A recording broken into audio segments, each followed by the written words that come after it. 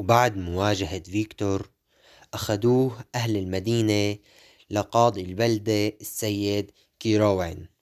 بيسمع فيكتور لشهود عيان ضده، قالوا إنهم لقوا جثة رجل على الشاطئ الليلة الماضية، وقبل هالمشهد بعنوة شافوا قارب فيه شخص بيشبه فيكتور كتير. بقرر السيد كيروان إحضار فيكتور ليطلع على الجثة ليشوف تأثيره عليه. يعني إذا كان فيكتور هو القاتل فممكن إذا شافه يخاف.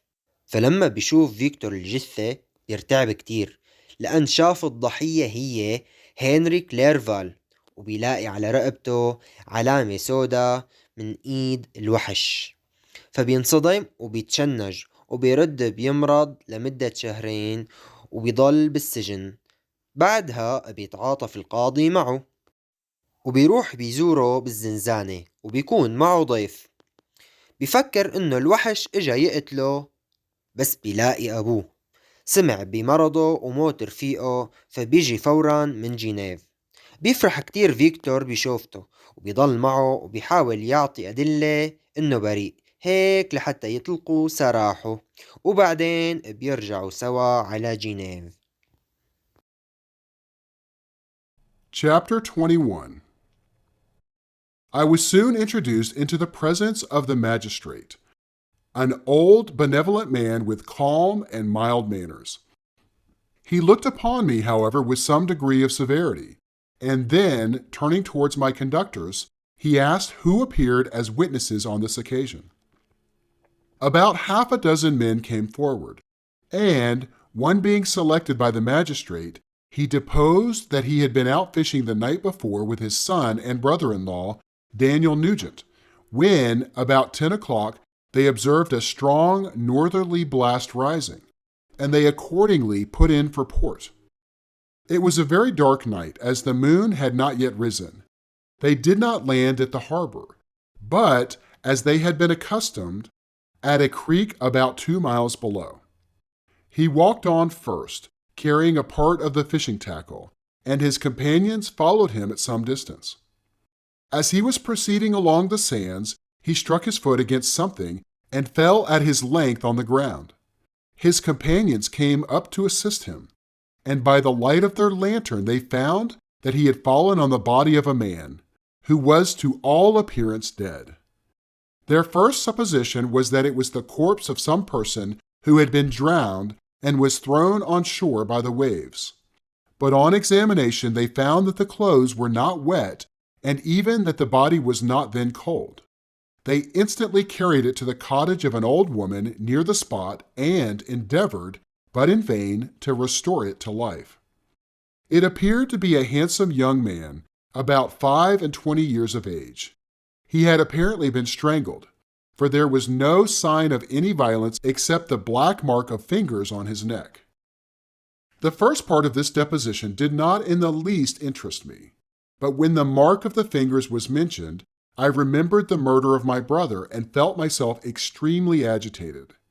My limbs trembled, and a mist came over my eyes, which obliged me to lean on a chair for support. The magistrate observed me with a keen eye and of course drew an unfavorable augury from my manner.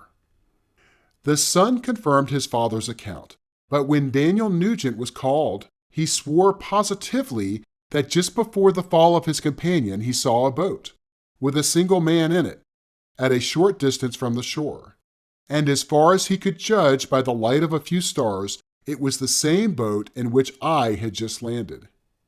A woman deposed that she lived near the beach and was standing at the door of her cottage, waiting for the return of the fishermen, about an hour before she heard of the discovery of the body, when she saw a boat with only one man in it push off from that part of the shore where the corpse was afterwards found. Another woman confirmed the account of the fishermen having brought the body into her house. It was not cold. They put it into a bed and rubbed it, and Daniel went to the town for an apothecary, but life was quite gone. Several other men were examined concerning my landing, and they agreed that, with the strong north wind that had arisen during the night, it was very probable that I had beaten about for many hours and had been obliged to return nearly to the same spot from which I had departed. Besides, they observed that it appeared that I had brought the body from another place, and it was likely that as I did not appear to know the shore, I might have put it into the harbor ignorant of the distance of the town, from the place where I had deposited the corpse. Mr. Kerwin, on hearing this evidence, desired that I should be taken into the room where the body lay for interment, that it might be observed what effect the sight of it would produce upon me. This idea was probably suggested by the extreme agitation I had exhibited when the mode of the murder had been described. I was accordingly conducted by the magistrate and several other persons to the inn. I could not help being struck by the strange coincidences that had taken place during this eventful night. But, knowing that I had been conversing with several persons in the island I had inhabited about the time that the body had been found, I was perfectly tranquil as to the consequences of the affair. I entered the room where the corpse lay and was led up to the coffin. How can I describe my sensations on beholding it? I feel yet parched with horror, nor can I reflect on that terrible moment without shuddering and agony. The examination, the presence of the magistrate and the witnesses passed like a dream from memory when I saw the lifeless form of Henry Clerval stretched before me. I gasped for breath, and throwing myself on the body, I exclaimed, "Have my murderous machinations deprived you also, my dearest Henry, of life? Two I have already destroyed, other victims await their destiny. But you, Clerval, my friend, my benefactor." The human frame could no longer support the agonies that I endured, and I was carried out of the room in strong convulsions. A fever succeeded to this. I lay for 2 months on the point of death. My ravings, as I afterwards heard, were frightful. I called myself the murderer of William, of Justine, and of Clerval. Sometimes I entreated my attendants to assist me in the destruction of the fiend by whom I was tormented, and at others I felt the fingers of the monster already grasping my neck, and screamed aloud with agony and terror. Fortunately, as I spoke my native language, Mr. Kerwin alone understood me, but my gestures and bitter cries were sufficient to affright the other witnesses. Why did I not die? More miserable than man ever was before, why did I not sink into forgetfulness and rest? Death snatches away many blooming children, the only hopes of their doting parents. How many brides and youthful lovers have been one day in the bloom of health and hope, and the next a prey for worms and the decay of the tomb? Of what materials was I made that I could thus resist so many shocks, which, like the turning of the wheel, continually renewed the torture?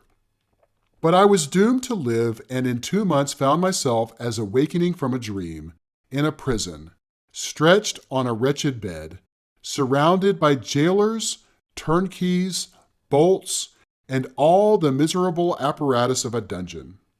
It was morning, I remember, when I thus awoke to understanding. I had forgotten the particulars of what had happened, and only felt as if some great misfortune had suddenly overwhelmed me. But when I looked around and saw the barred windows and the squalidness of the room in which I was, all flashed across my memory, and I groaned bitterly. This sound disturbed an old woman who was sleeping in a chair beside me. She was a hired nurse, the wife of one of the turnkeys, and her countenance expressed all those bad qualities which often characterize that class. The lines of her face were hard and rude, like that of persons accustomed to see without sympathizing in sights of misery. Her tone expressed her entire indifference. She addressed me in English, and the voice struck me as one that I had heard during my sufferings. "Are you better now, sir?" said she. I replied in the same language, with a feeble voice. I believe I am.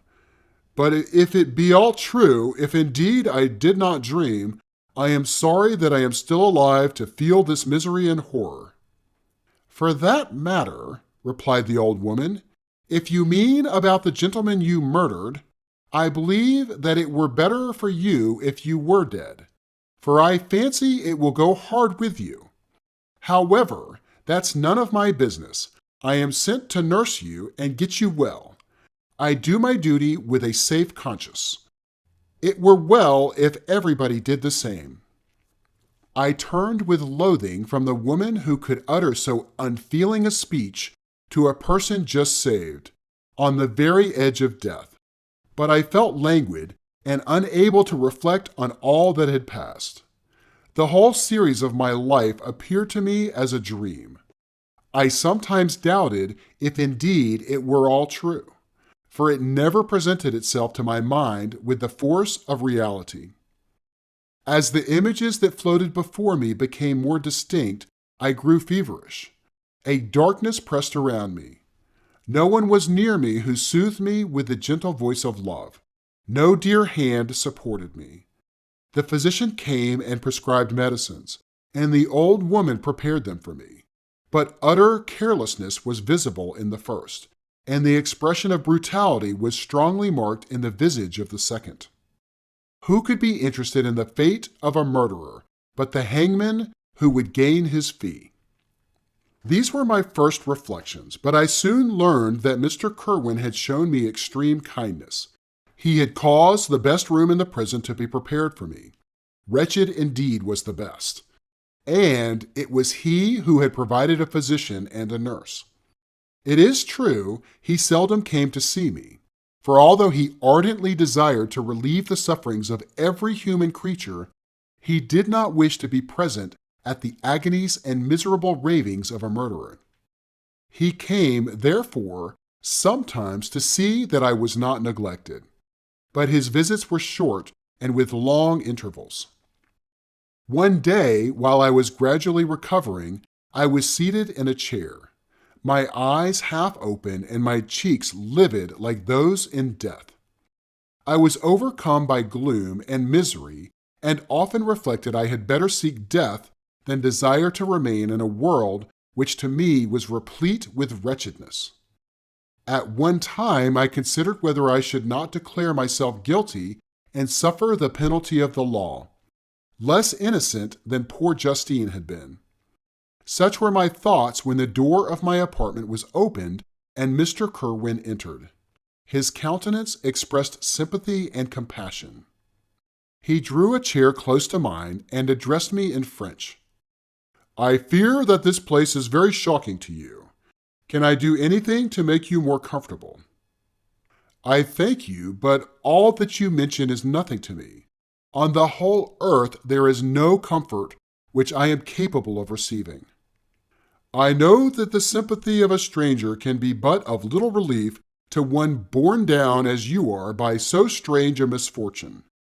But you will, I hope, soon quit this melancholy abode, for doubtless evidence can easily be brought to free you from the criminal charge." "That is my least concern. I am, by a course of strange events, become the most miserable of mortals. Persecuted and tortured as I am and have been, can death be any evil to me? Nothing indeed could be more unfortunate and agonizing than the strange chances that have lately occurred.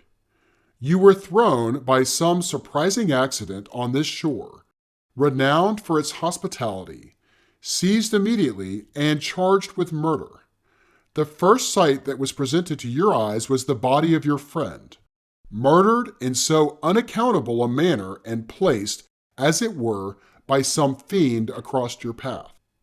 As Mr. Kerwin said this, notwithstanding the agitation I endured on this retrospect of my sufferings, I also felt considerable surprise at the knowledge he seemed to possess concerning me.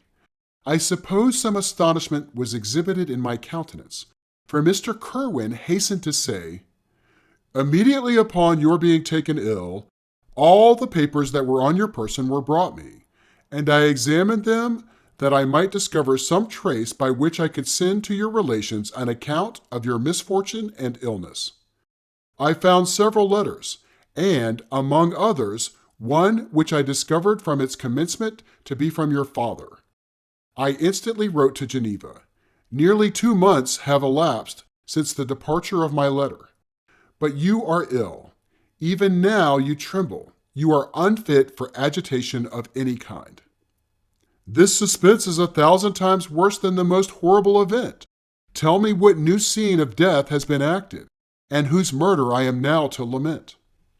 Your family is perfectly well, said Mr. Kerwin with gentleness, and someone, a friend, is come to visit you. I know not by what chain of thought the idea presented itself, but it instantly darted into my mind that the murderer had come to mock at my misery and taunt me with the death of Clerval, as a new incitement for me to comply with his hellish desires. I put my hand before my eyes and cried out in agony, "Oh, take him away! I cannot see him! For God's sake, do not let him enter!" Mr. Kerwin regarded me with a troubled countenance. He could not help regarding my exclamation as a presumption of my guilt, and said in rather a severe tone, "I should have thought, young man, that the presence of your father would have been welcome instead of inspiring such violent repugnance." "My father?" cried I, while every feature and every muscle was relaxed from anguish to pleasure. "Is my father indeed come? How kind, how very kind! But where is he? Why does he not hasten to me?" My change of manner surprised and pleased the magistrate. Perhaps he thought that my former exclamation was a momentary return of delirium, and now he instantly resumed his former benevolence. He rose and quitted the room with my nurse, and in a moment my father entered it. Nothing at this moment could have given me greater pleasure than the arrival of my father. I stretched out my hand to him and cried, "Are you then safe, and Elizabeth and Ernest?" My father calmed me with assurances of their welfare and endeavored, by dwelling on these subjects so interesting to my heart, to raise my desponding spirits. But he soon felt that a prison cannot be the abode of cheerfulness. "What a place is this that you inhabit, my son?" said he, looking mournfully at the barred windows and wretched appearance of the room. "You traveled to seek happiness, but a fatality seems to pursue you. And poor Clerval!" The name of my unfortunate and murdered friend was an agitation too great to be endured in my weak state. I shed tears. "Alas, yes, my father," replied I. "Some destiny of the most horrible kind hangs over me, and I must live to fulfill it, or surely I should have died on the coffin of Henry." We were not allowed to converse for any length of time, for the precarious state of my health rendered every precaution necessary that could ensure tranquility. Mr. Kerwin came in and insisted that my strength should not be exhausted by too much exertion. But the appearance of my father was to me like that of my good angel, and I gradually recovered my health. As my sickness quitted me, I was absorbed by a gloomy and black melancholy that nothing could dissipate. The image of Clerval was forever before me, ghastly and murdered. More than once the agitation into which these reflections threw me made my friends dread a dangerous relapse. Alas, why did they preserve so miserable and detested a life? It was surely that I might fulfill my destiny, which is now drawing to a close. Soon, oh very soon, will death extinguish these throbbings and relieve me from the mighty weight of anguish that bears me to the dust. And in executing the award of justice, I shall also sink to rest. Then the appearance of death was distant, although the wish was ever present to my thoughts, and I often sat for hours motionless and speechless, wishing for some mighty revolution that might bury me and my destroyer in its ruins. The season of the assizes approached. I had already been 3 months in prison, and although I was still weak and in continual danger of a relapse, I was obliged to travel nearly 100 miles to the country town where the court was held. Mr. Kerwin charged himself with every care of collecting witnesses and arranging my defense. I was spared the disgrace of appearing publicly as a criminal, as the case was not brought before the court that decides on life and death. The grand jury rejected the bill, on its being proved that I was on the Orkney Islands at the hour the body of my friend was found, and a fortnight after my removal, I was liberated from prison. My father was enraptured on finding me freed from the vexations of a criminal charge, that I was again allowed to breathe the fresh atmosphere and permitted to return to my native country. I did not participate in these feelings, for to me the walls of a dungeon or a palace were alike hateful. The cup of life was poisoned forever, and although the sun shone upon me, as upon the happy and gay of heart, I saw around me nothing but a dense and frightful darkness, penetrated by no light but the glimmer of two eyes that glared upon me. Sometimes they were the expressive eyes of Henry, languishing in death, the dark orbs nearly covered by the lids and the long black lashes that fringed them. Sometimes it was the watery, clouded eyes of the monster, as I first saw them in my chamber at Ingolstadt. My father tried to awaken in me the feelings of affection. He talked of Geneva, which I should soon visit, of Elizabeth and Ernest, but these words only drew deep groans from me. Sometimes, indeed, I felt a wish for happiness, and thought with melancholy delight of my beloved cousin, or longed with a devouring malady to see once more the blue lake and rapid Rhone. That had been so dear to me in childhood. But my general state of feeling was a torpor in which a prison was as welcome a residence as the divinest scene in nature, and these fits were seldom interrupted by paroxysms of anguish and despair. At these moments, I often endeavored to put an end to the existence I loathed, and it required unceasing attendance and vigilance to restrain me from committing some dreadful act of violence. Yet one duty remained to me, the recollection of which finally triumphed over my selfish despair. It was necessary that I should return without delay to Geneva, there to watch over the lives of those I so fondly loved, and to lie in wait for the murderer, that if any chance led me to the place of his concealment, or if he dared again to blast me by his presence, I might, with unfailing aim, put an end to the existence of the monstrous image which I had endued with the mockery of a soul still more monstrous. My father still desired to delay our departure, fearful that I could not sustain the fatigues of a journey. For I was a shattered wreck, the shadow of a human being. My strength was gone. I was a mere skeleton, and fever, night and day, preyed upon my wasted frame. Still, as I urged our leaving Ireland with such inquietude and impatience, my father thought it best to yield.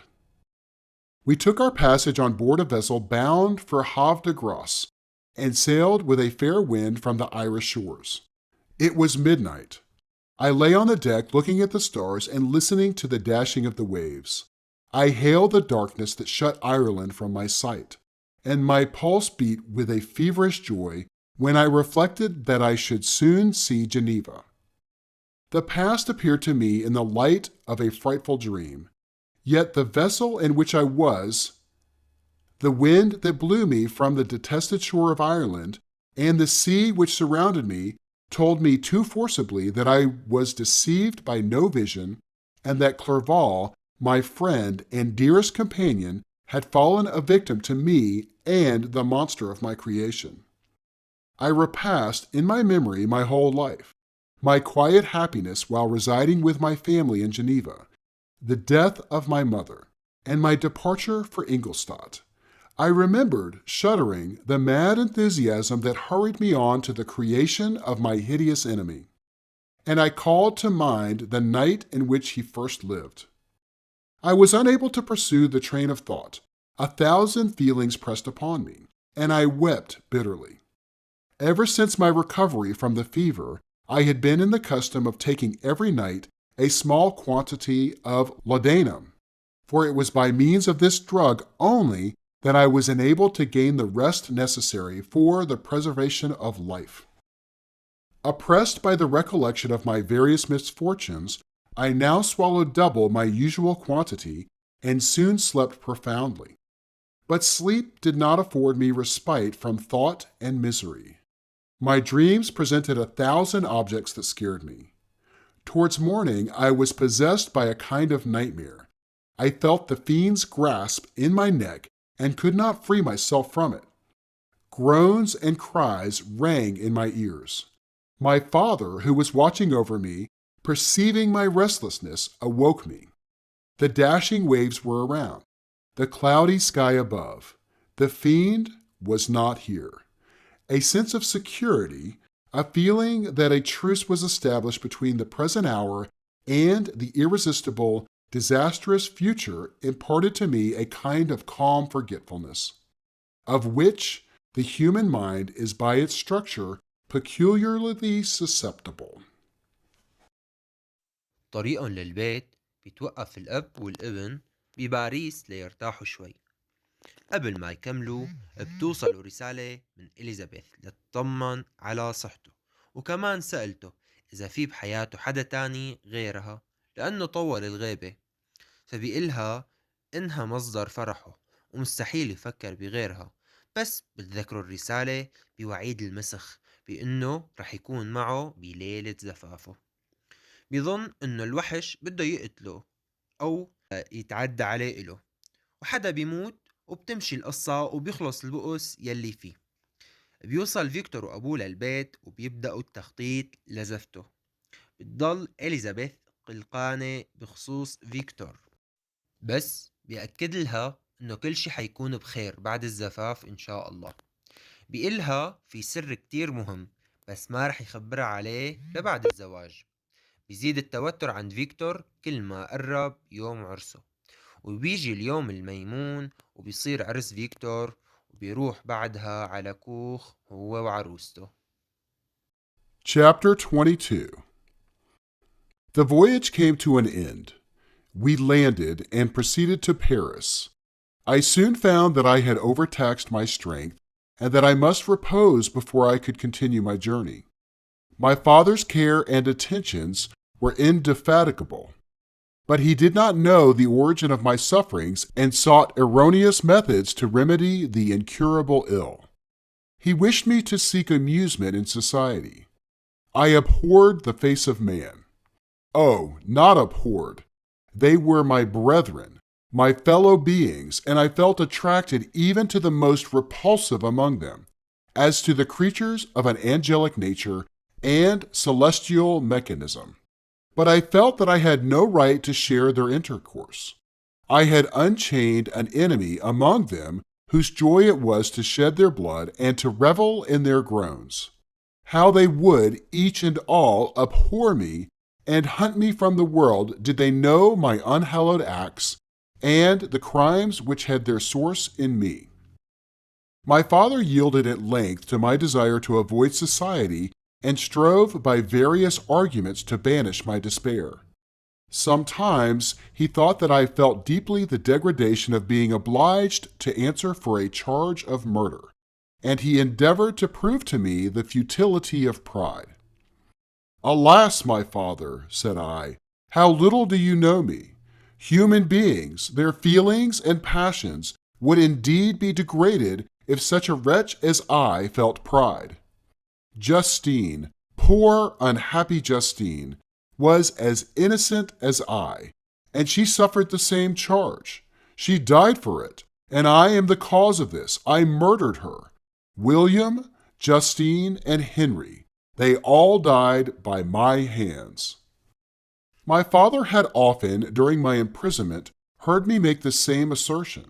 When I thus accused myself, he sometimes seemed to desire an explanation, and at others he appeared to consider it as the offspring of delirium, and that, during my illness, some idea of this kind had presented itself to my imagination, the remembrance of which I preserved in my convalescence. I avoided explanation and maintained a continual silence concerning the wretch I had created. I had a persuasion that I should be supposed mad, and this in itself would forever have chained my tongue. But besides, I could not bring myself to disclose a secret which would fill my hearer with consternation and make fear and unnatural horror the inmates of his breast. I checked, therefore, my impatient thirst for sympathy, and was silent when I would have given the world to have confided the fatal secret. Yet still, words like those I have recorded would burst uncontrollably from me. I could offer no explanation of them, but their truth in part relieved the burden of my mysterious woe. Upon this occasion my father said, with an expression of unbounded wonder, "My dearest Victor, what infatuation is this? My dear son, I entreat you never to make such an assertion again." "I am not mad," I cried energetically. "The sun and the heavens, who have viewed my operations, can bear witness of my truth. I am the assassin of those most innocent victims. They died by my machinations. 1,000 times would I have shed my own blood, drop by drop, to have saved their lives. But I could not, my father, indeed I could not sacrifice the whole human race." The conclusion of this speech convinced my father that my ideas were deranged, and he instantly changed the subject of our conversation and endeavored to alter the course of my thoughts. He wished as much as possible to obliterate the memory of the scenes that had taken place in Ireland, and never alluded to them or suffered me to speak of my misfortunes. As time passed away, I became more calm. Misery had her dwelling in my heart, but I no longer talked in the same incoherent manner of my own crimes.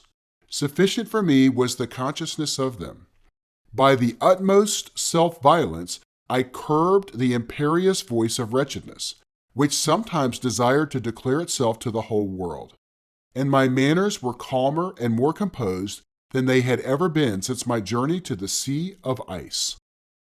A few days before we left Paris, on our way to Switzerland, I received the following letter from Elizabeth. "My dear friend, it gave me the greatest pleasure to receive a letter from my uncle dated at Paris. You are no longer at a formidable distance, and I may hope to see you in less than a fortnight. My poor cousin, how much you must have suffered! I expect to see you looking even more ill than when you quitted Geneva. This winter has been passed most miserably, tortured as I have been by anxious suspense. Yet I hope to see peace in your countenance, and to find that your heart is not totally void of comfort and tranquillity. Yet I fear that the same feelings now exist that made you so miserable a year ago, even perhaps augmented by time. I would not disturb you at this period, when so many misfortunes weigh upon you, but a conversation that I had with my uncle previous to his departure renders some explanation necessary before we meet. Explanation, you may possibly say. What can Elizabeth have to explain? If you really say this, my questions are answered and all my doubts satisfied. But you are distant from me, and it is possible that you may dread and yet be pleased with this explanation. And in a probability of this being the case, I dare not any longer postpone writing what, during your absence, I have often wished to express to you, but have never had the courage to begin. You well know, Victor, that our union had been the favorite plan of your parents ever since our infancy. We were told this when young, and taught to look forward to it as an event that would certainly take place. We were affectionate playfellows during childhood, and, I believe, dear and valued friends to one another as we grew older. But as brother and sister often entertain a lively affection towards each other without desiring a more intimate union, may not such also be our case? Tell me, dearest Victor, answer me. I conjure you by our mutual happiness with simple truth. Do you not love another? You have traveled. You have spent several years of your life at Ingolstadt, and I confess to you, my friend, that when I saw you last autumn so unhappy, flying to solitude from the society of every creature, I could not help supposing that you might regret our connection and believe yourself bound in honor to fulfill the wishes of your parents, although they oppose themselves to your inclinations. But this is false reasoning.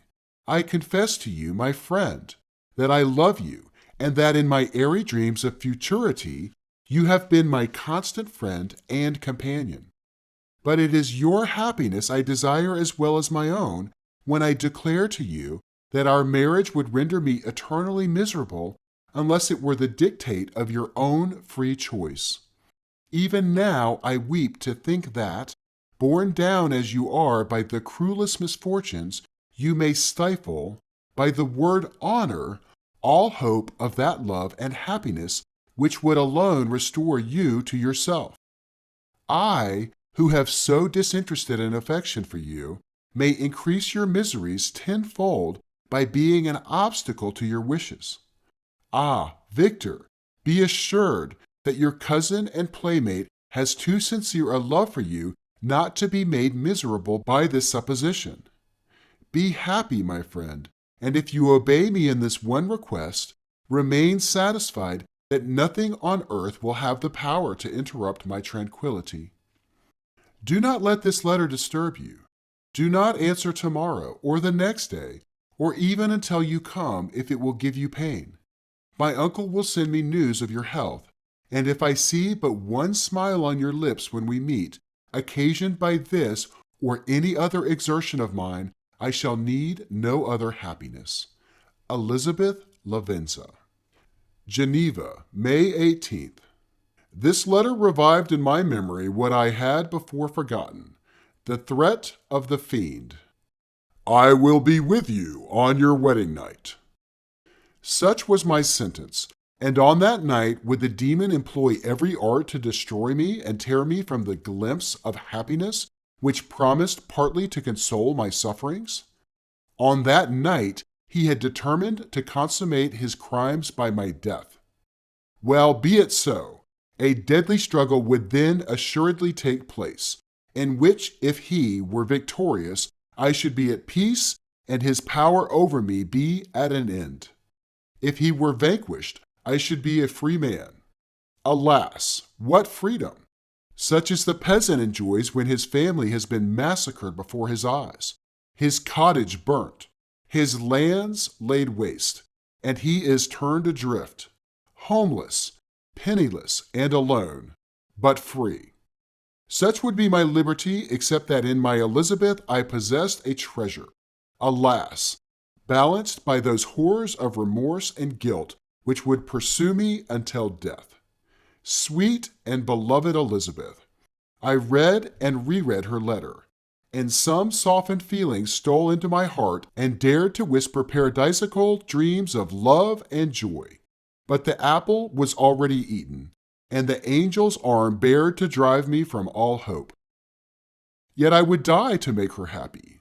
If the monster executed his threat, death was inevitable. Yet again I considered whether my marriage would hasten my fate. My destruction might indeed arrive a few months sooner. But if my torturer should suspect that I postponed it, influenced by his menaces, he would surely find other and perhaps more dreadful means of revenge. He had vowed to be with me on my wedding night, yet he did not consider that threat as binding him to peace in the meantime. For as if to show me that he was not yet satiated with blood, he had murdered Clerval immediately after the enunciation of his threats.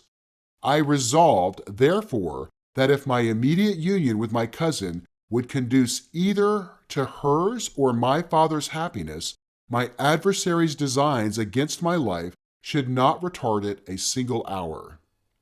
In this state of mind, I wrote to Elizabeth. My letter was calm and affectionate. I fear, my beloved girl, I said, little happiness remains for us on earth, yet all that I may one day enjoy is centered in you. Chase away your idle fears. To you alone do I consecrate my life and my endeavors for contentment. I have one secret, Elizabeth, a dreadful one. When revealed to you, it will chill your frame with horror, and then, far from being surprised at my misery, you will only wonder that I survived what I have endured. I will confide this tale of misery and terror to you the day after our marriage shall take place. For, my sweet cousin, there must be perfect confidence between us. But until then, I conjure you, do not mention or allude to it. This I most earnestly entreat, and I know you will comply. In about a week after the arrival of Elizabeth's letter, we returned to Geneva. The sweet girl welcomed me with warm affection, yet tears were in her eyes as she beheld my emaciated frame and feverish cheeks. I saw a change in her also. She was thinner and had lost much of that heavenly vivacity that had before charmed me. But her gentleness and soft looks of compassion made her a more fit companion for one blasted and miserable as I was. The tranquility which I now enjoyed did not endure. Memory brought madness with it, and when I thought of what had passed, a real insanity possessed me. Sometimes I was furious and burnt with rage, sometimes low and despondent. I neither spoke nor looked at anyone, but sat motionless, bewildered by the multitude of miseries that overcame me.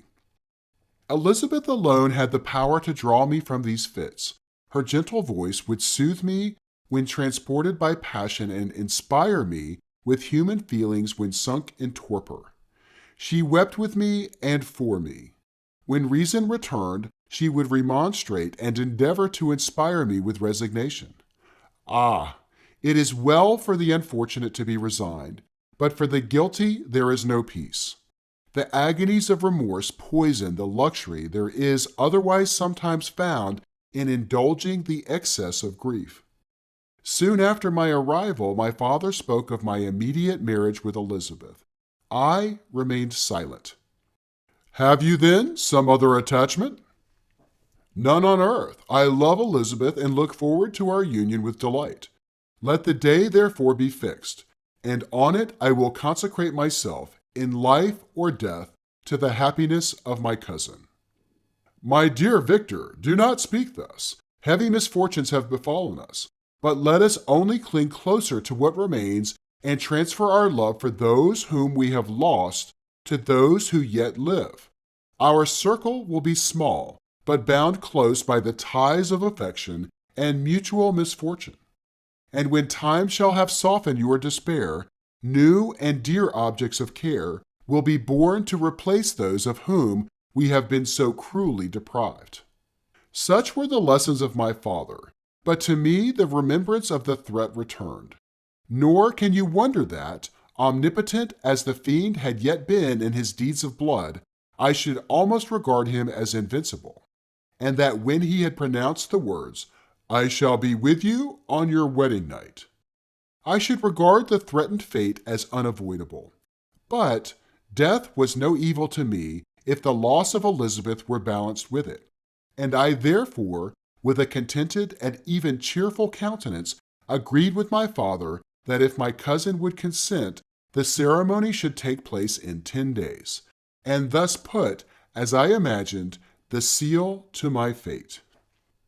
Great God! If for one instant I had thought what might be the hellish intention of my fiendish adversary, I would rather have banished myself forever from my native country and wandered a friendless outcast over the earth than have consented to this miserable marriage. But, as if possessed of magic powers, the monster had blinded me to his real intentions. And when I thought that I had prepared only my own death, I hastened that of a far dearer victim.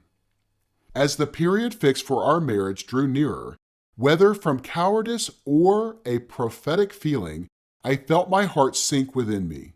But I concealed my feelings by an appearance of hilarity that brought smiles and joy to the countenance of my father, but hardly deceived the ever-watchful and nicer eye of Elizabeth. She looked forward to our union with placid contentment, not unmingled with a little fear, which past misfortunes had impressed, that what now appeared certain and tangible happiness might soon dissipate into an airy dream and leave no trace but deep and everlasting regret. Preparations were made for the event, congratulatory visits were received, and all wore a smiling appearance. I shut up, as well as I could, in my own heart the anxiety that preyed there, and entered with seeming earnestness into the plans of my father, although they might only serve as the decorations of my tragedy. Through my father's exertions, a part of the inheritance of Elizabeth had been restored to her by the Austrian government. A small possession on the shores of Como belonged to her. It was agreed that, immediately after our union, we should proceed to Villa Lavenza and spend our first days of happiness beside the beautiful lake near which it stood. In the meantime, I took every precaution to defend my person in case the fiend should openly attack me. I carried pistols and a dagger constantly about me, and was ever on the watch to prevent artifice, and by these means gained a greater degree of tranquillity. Indeed, as the period approached, the threat appeared more as a delusion, not to be regarded as worthy to disturb my peace, while the happiness I hoped for in my marriage wore a greater appearance of certainty as the day fixed for its solemnization drew nearer, and I heard it continually spoken of as an occurrence which no accident could possibly prevent. Elizabeth seemed happy. My tranquil demeanor contributed greatly to calm her mind. But on the day that was to fulfill my wishes and my destiny, she was melancholy, and a presentiment of evil pervaded her. And perhaps also she thought of the dreadful secret which I had promised to reveal to her on the following day.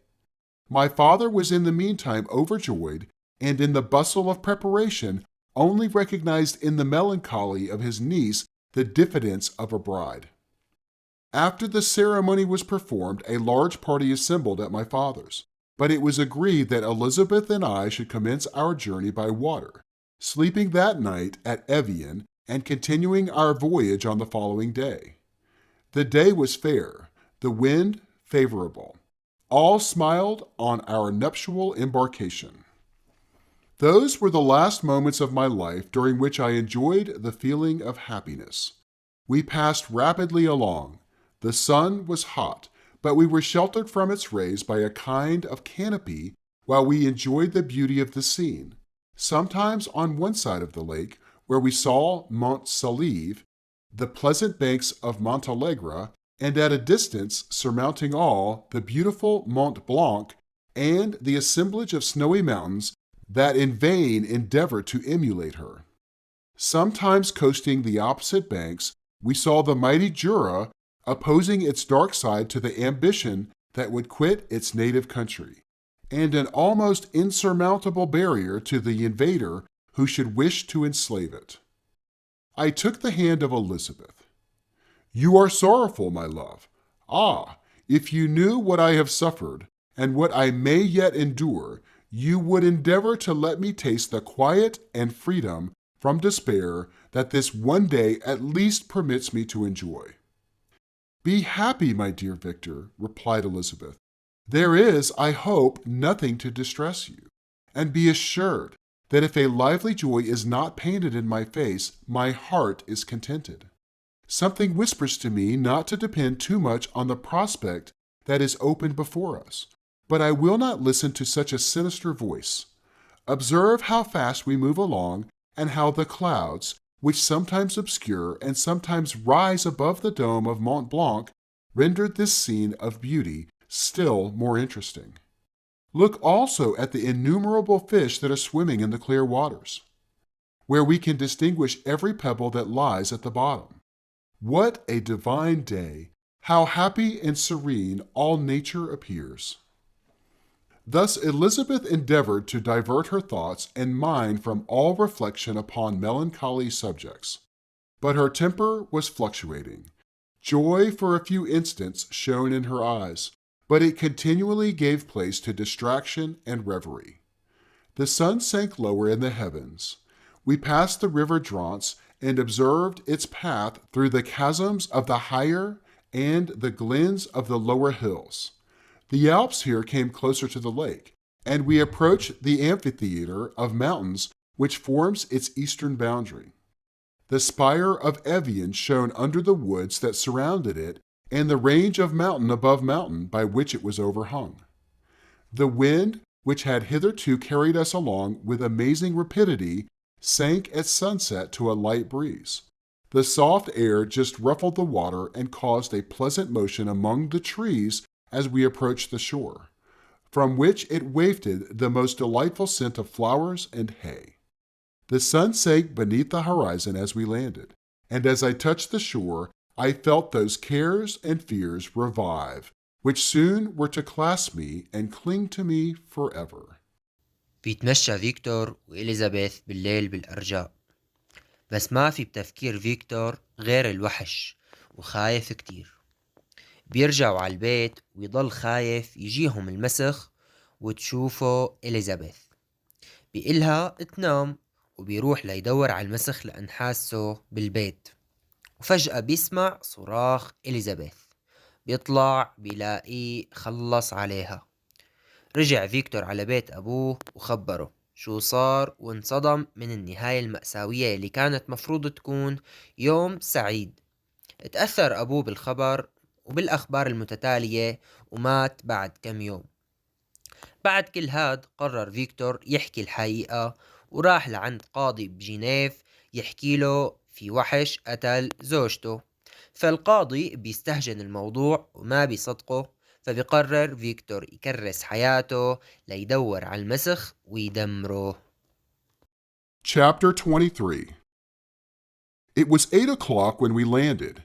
We walked for a short time on the shore, enjoying the transitory light, and then retired to the inn and contemplated the lovely scene of waters, woods, and mountains, obscured in darkness, yet still displaying their black outlines. The wind, which had fallen in the south, now rose with great violence in the west.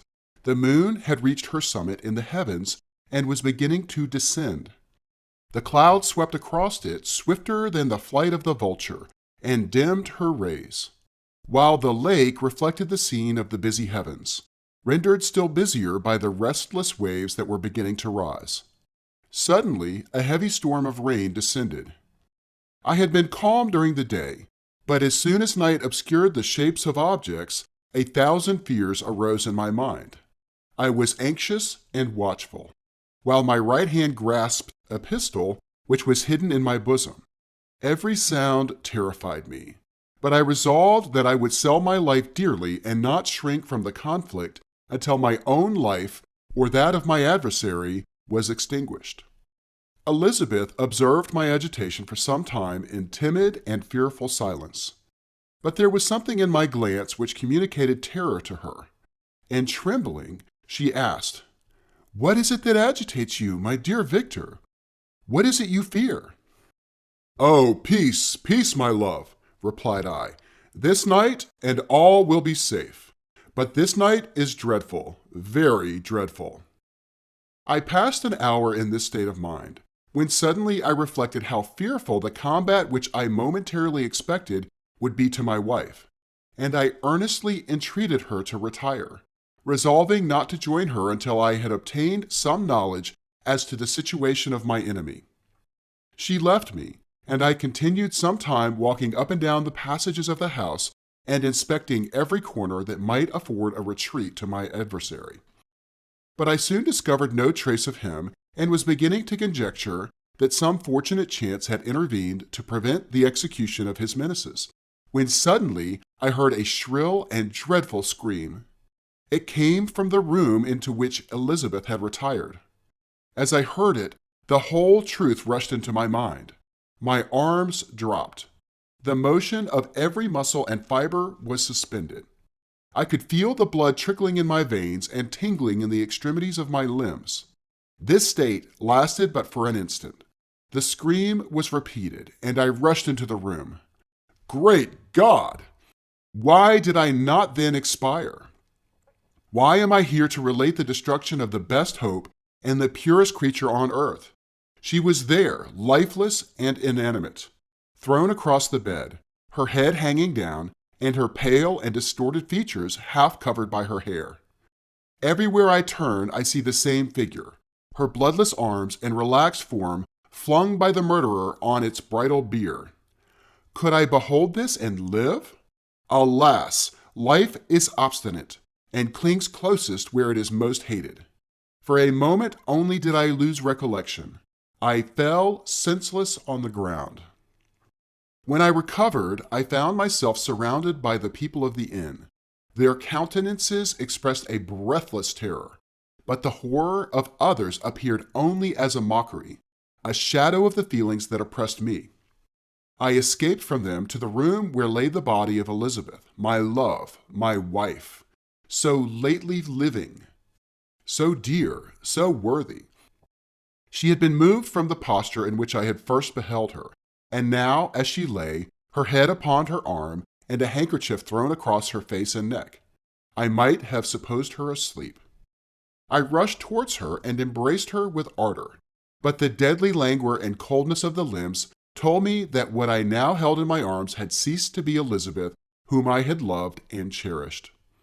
The murderous mark of the fiend's grasp was on her neck, and the breath had ceased to issue from her lips. While I still hung over her in the agony of despair, I happened to look up.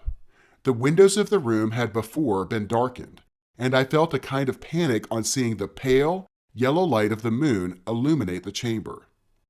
The shutters had been thrown back, and with a sensation of horror not to be described, I saw at the open window a figure the most hideous and abhorred. A grin was on the face of the monster. He seemed to jeer, as with his fiendish finger he pointed towards the corpse of my wife. I rushed towards the window, and drawing a pistol from my bosom, fired, but he eluded me, leaped from his station, and running with the swiftness of lightning, plunged into the lake. The report of the pistol brought a crowd into the room. I pointed to the spot where he had disappeared, and we followed the track with boats. Nets were cast, but in vain. After passing several hours, we returned hopeless, most of my companions believing it to have been a form conjured up by my fancy. After having landed, they proceeded to search the country, parties going in different directions among the woods and vines. I attempted to accompany them and proceeded a short distance from the house, but my head whirled round. My steps were like those of a drunken man. I fell at last in a state of utter exhaustion. A film covered my eyes, and my skin was parched with the heat of fever. In this state, I was carried back and placed on a bed, hardly conscious of what had happened. My eyes wandered round the room as if to seek something that I had lost. After an interval, I arose, and as if by instinct, crawled into the room where the corpse of my beloved lay. There were women weeping around. I hung over it and joined my sad tears to theirs. All this time, no distinct idea presented itself to my mind, but my thoughts rambled to various subjects, reflecting confusedly on my misfortunes and their cause.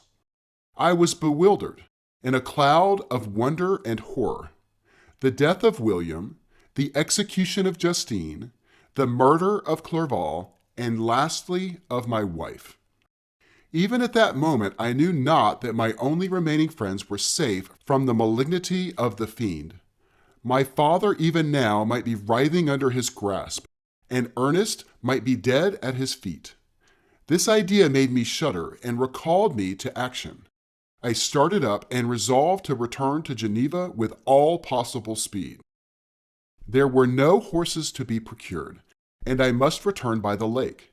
But the wind was unfavorable, and the rain fell in torrents. However, it was hardly morning, and I might reasonably hope to arrive by night. I hired men to row and took an oar myself, for I had always experienced relief from mental torment in bodily exercise. But the overflowing misery I now felt and the excess of agitation that I endured rendered me incapable of any exertion. I threw down the oar, and leaning my head upon my hands, gave way to every gloomy idea that arose. If I looked up, I saw scenes which were familiar to me in my happier time, and which I had contemplated but the day before in the company of her who was now but a shadow and a recollection. Tears streamed from my eyes. The rain had ceased for a moment, and I saw the fish play in the waters as they had done a few hours before. They had then been observed by Elizabeth. Nothing is so painful to the human mind as a great and sudden change. The sun might shine or the clouds might lower, but nothing could appear to me as it had done the day before. A fiend had snatched from me every hope of future happiness. No creature had ever been so miserable as I was. So frightful an event is single in the history of man. But why should I dwell upon the incidents that followed this last overwhelming event? Mine has been a tale of horrors. I have reached their acme, and what I must now relate can be but tedious to you. Know that, one by one, my friends were snatched away. I was left desolate. My own strength is exhausted, and I must tell in a few words what remains of my hideous narration. I arrived at Geneva. My father and Ernest yet lived, but the former sunk under the tidings that I bore. I see him now, excellent and venerable old man. His eyes wandered in vacancy, for they had lost their charm and their delight. His Elizabeth, his more than daughter, whom he doted on with all that affection which a man feels who is in the decline of life, having few affections, clings more earnestly to those that remain. Cursed be the fiend that brought misery on his gray hairs and doomed him to waste in wretchedness. He could not live under the horrors that were accumulated around him. The springs of existence suddenly gave way. He was unable to rise from his bed, and in a few days he died in my arms. What then became of me? I know not. I lost sensation, and chains and darkness were the only objects that pressed upon me. Sometimes, indeed, I dreamt that I wandered in flowery meadows and pleasant vales with the friends of my youth, but I awoke and found myself in a dungeon. Melancholy followed, but by degrees I gained a clear conception of my miseries and situation and was then released from my prison. For they had called me mad, and during many months, as I understood, a solitary cell had been my habitation. Liberty, however, had been a useless gift to me, had I not, as I awakened to reason, at the same time awakened to revenge. As the memory of past misfortunes pressed upon me, I began to reflect on their cause, the monster whom I had created, the miserable demon whom I had sent abroad into the world for my destruction. I was possessed by a maddening rage when I thought of him, and desired and ardently prayed that I might have him within my grasp to wreak a great and signal revenge on his cursed head. Nor did my hate long confine itself to useless wishes. I began to reflect on the best means of securing him, and for this purpose, about a month after my release, I repaired to a criminal judge in the town and told him that I had an accusation to make, that I knew the destroyer of my family, and that I required him to exert his whole authority for the apprehension of the murderer. The magistrate listened to me with attention and kindness. "Be assured, sir," said he, "no pains or exertions on my part shall be spared to discover the villain." "I thank you," replied I. "Listen, therefore, to the deposition that I have to make. It is indeed a tale so strange that I should fear you would not credit it were there not something in truth which, however wonderful, forces conviction. The story is too connected to be mistaken for a dream, and I have no motive for falsehood." My manner as I thus addressed him was impressive but calm. I had formed in my own heart a resolution to pursue my destroyer to death, and this purpose quieted my agony, and for an interval reconciled me to life. I now related my history briefly, but with firmness and precision, marking the dates with accuracy and never deviating into invective or exclamation. The magistrate appeared at first perfectly incredulous, but as I continued, he became more attentive and interested. I saw him sometimes shudder with horror, at others a lively surprise, unmingled with disbelief, was painted on his countenance. When I had concluded my narration, I said, "This is the being whom I accuse, and for whose seizure and punishment I call upon you to exert your whole power. It is your duty as a magistrate, and I believe and hope that your feelings as a man will not revolt from the execution of those functions on this occasion." This address caused a considerable change in the physiognomy of my own auditor. He had heard my story with that half kind of belief that is given to a tale of spirits and supernatural events. But when he was called upon to act officially in consequence, the whole tide of his incredulity returned. He, however, answered mildly, "I would willingly afford you every aid in your pursuit, but the creature of whom you speak appears to have powers which would put all my exertions to defiance. Who can follow an animal which can traverse the sea of ice and inhabit caves and dens where no man would venture to intrude? Besides, some months have elapsed since the commission of his crimes, and no one can conjecture to what place he has wandered, or what region he may now inhabit. I do not doubt that he hovers near the spot which I inhabit, and if he has indeed taken refuge in the Alps, he may be hunted like the chamois and destroyed as a beast of prey. But I perceive your thoughts. You do not credit my narrative, and do not intend to pursue my enemy with a punishment which is his desert." As I spoke, rage sparkled in my eyes. The magistrate was intimidated.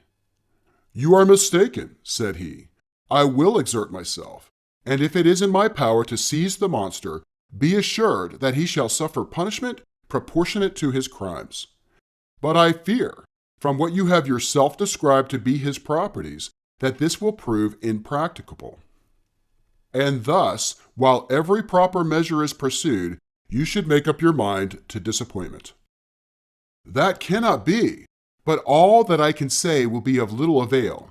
My revenge is of no moment to you. Yet, while I allow it to be a vice, I confess that it is the devouring and only passion of my soul. My rage is unspeakable when I reflect that the murderer, whom I have turned loose upon society, still exists. You refuse my just demand. I have but one resource, and I devote myself, either in my life or death, to his destruction." I trembled with excess of agitation as I said this. There was a frenzy in my manner, and something, I doubt not, of that haughty fierceness which the martyrs of old are said to have possessed. But to a Genevan magistrate, whose mind was occupied by far other ideas than those of devotion and heroism, this elevation of mind had much the appearance of madness. He endeavored to soothe me as a nurse does a child, and reverted to my tale as the effects of delirium. "Man," I cried, "how ignorant art thou in thy pride of wisdom! Cease, you know not what it is you say." I broke from the house angry and disturbed, and retired to meditate on some other mode of action. دمرت عيلته كلها، وقرر فيكتور مغادرة جنيف والذكريات المؤلمة يلي فيها للأبد. بيتبع الوحش لأشهر، مسترشدا بأدلة بسيطة ورسائل وتلميحات بيترك له إياها الوحش. بيغضب فيكتور من هالاستهزاءات، وبيضل عم يدور لحتى يوصل الجليد والثلج بالشمال، وهنيك بيلتقي بوالتون وبيروي قصته يلي حكيناها خلال هال24 فصل، وبيطلب من والتون ينتقم له من الوحش بعد ما يموت. وتوتة توتة خلصت الحتوتة. بعد هالفصل بيبعت والتون رسالة أخيرة، وهي خاتمة الرواية. لأخته بشرح لكم عنها بوقتها إن شاء الله. Chapter 24. My present situation was one in which all voluntary thought was swallowed up and lost. I was hurried away by fury. Revenge alone endowed me with strength and composure. It molded my feelings and allowed me to be calculating and calm at periods when otherwise delirium or death would have been my portion. My first resolution was to quit Geneva forever, my country, which, when I was happy and beloved, was dear to me, now, in my adversity, became hateful. I provided myself with a sum of money, together with a few jewels which had belonged to my mother, and departed. And now my wanderings began, which are to cease but with life. I have traversed a vast portion of the earth, and have endured all the hardships which travelers in deserts and barbarous countries are wont to meet. How I have lived I hardly know. Many times have I stretched my failing limbs upon the sandy plain and prayed for death. But revenge kept me alive. I dared not die and leave my adversary in being. When I quitted Geneva, my first labor was to gain some clue by which I might trace the steps of my fiendish enemy. But my plan was unsettled, and I wandered many hours round the confines of the town, uncertain what path I should pursue.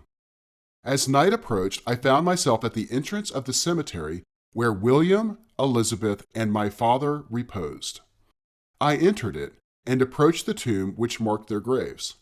Everything was silent except the leaves of the trees, which were gently agitated by the wind. The night was nearly dark, and the scene would have been solemn and affecting even to an uninterested observer. The spirits of the departed seemed to flit around and to cast a shadow, which was felt but not seen, around the head of the mourner. The deep grief which the scene had at first excited quickly gave way to rage and despair. They were dead, and I lived. Their murderer also lived, and to destroy him I must drag out my weary existence.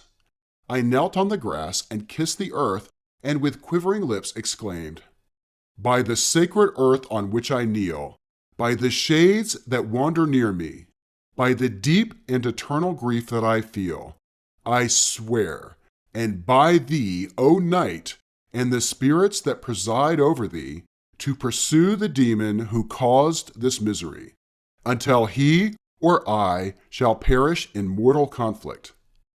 For this purpose I will preserve my life. To execute this dear revenge will I again behold the sun and tread the green herbage of earth, which otherwise should vanish from my eyes forever. And I call on you, spirits of the dead, and on you, wandering ministers of vengeance, to aid and conduct me in my work. Let the cursed and hellish monster drink deep of agony. Let him feel the despair that now torments me." I had begun my adjuration with solemnity and an awe which almost assured me that the shades of my murdered friends heard and approved my devotion. But the furies possessed me as I concluded, and rage choked my utterance. I was answered through the stillness of night by a loud and fiendish laugh. It rang on my ears long and heavily. The mountains re-echoed it, and I felt as if all hell surrounded me with mockery and laughter. Surely, in that moment, I should have been possessed by frenzy and have destroyed my miserable existence, but that my vow was heard and that I was reserved for vengeance. The laughter died away, when a well-known and abhorred voice, apparently close to my ear, addressed me in an audible whisper. "I am satisfied, miserable wretch. You have determined to live, and I am satisfied." I darted towards the spot from which the sound proceeded, but the devil eluded my grasp. Suddenly, the broad disk of the moon arose and shone full upon his ghastly and distorted shape as he fled with more than mortal speed. I pursued him, and for many months this has been my task. Guided by a slight clue, I followed the windings of the Rhone, but vainly. the blue Mediterranean appeared, and by a strange chance I saw the fiend enter by night and hide himself in a vessel bound for the Black Sea. I took my passage in the same ship, but he escaped, I know not how. Amidst the wilds of Tartary and Russia, although he still evaded me, I have ever followed in his track. Sometimes the peasants, scared by this horrid apparition, informed me of his path. Sometimes he himself, who feared that if I lost all trace of him, I should despair and die, left some mark to guide me. The snows descended on my head, and I saw the print of his huge step on the white plain. To you first entering on life, to whom care is new and agony unknown, how can you understand what I have felt and still feel? Cold, want, and fatigue were the least pains which I was destined to endure. I was cursed by some devil and carried about with me my eternal hell. Yet still a spirit of good followed and directed my steps, and when I most murmured, would suddenly extricate me from seemingly insurmountable difficulties. Sometimes, when nature, overcome by hunger, sank under the exhaustion, a repast was prepared for me in the desert that restored and inspirited me. The fare was indeed coarse, such as the peasants of the country ate, but I will not doubt that it was set there by the spirits that I had invoked to aid me. Often, when all was dry, the heavens cloudless, and I was parched by thirst, a slight cloud would bedim the sky, shed the few drops that revived me, and vanish. I followed, when I could, the courses of the rivers, but the demon generally avoided these, as it was here that the population of the country chiefly collected. In other places, human beings were seldom seen, and I generally subsisted on the wild animals that crossed my path. I had money with me and gained the friendship of the villagers by distributing it, or I brought with me some food that I had killed, which, after taking a small part, I always presented to those who had provided me with fire and utensils for cooking. My life, as it passed thus, was indeed hateful to me, and it was during sleep alone that I could taste joy. Oh, blessed sleep! Often, when most miserable, I sank to repose, and my dreams lulled me even to rapture. The spirits that guarded me had provided these moments, or rather hours, of happiness, that I might retain strength to fulfill my pilgrimage. Deprived of this respite, I should have sunk under my hardships.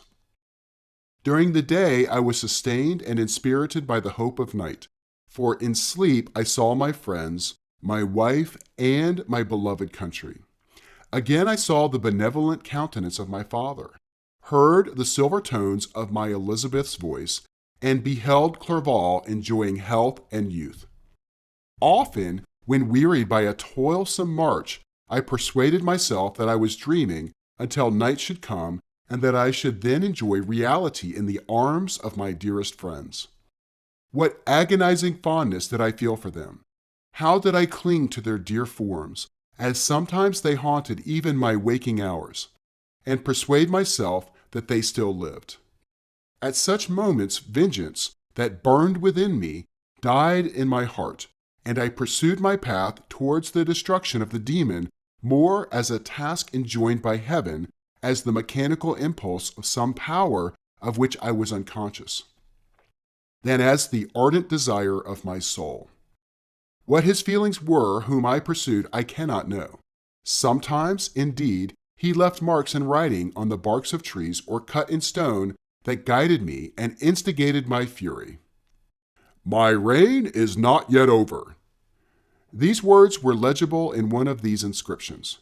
"You live, and my power is complete. Follow me. I seek the everlasting ices of the north, where you will feel the misery of cold and frost, to which I am impassive. You will find near this place, if you follow not too tardily, a dead hare. Eat and be refreshed.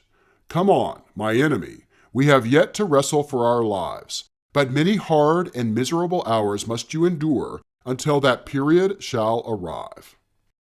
Scoffing devil! Again do I vow vengeance. Again do I devote thee, miserable friend, to torture and death. Never will I give up my search until he or I perish. And then, with what ecstasy shall I join my Elizabeth and my departed friends, who even now prepare for me the reward of my tedious toil and horrible pilgrimage. As I still pursued my journey to the northward, the snows thickened and the cold increased in a degree almost too severe to support. The peasants were shut up in their hovels, and only a few of the most hardy ventured forth to seize the animals whom starvation had forced from their hiding places to seek for prey.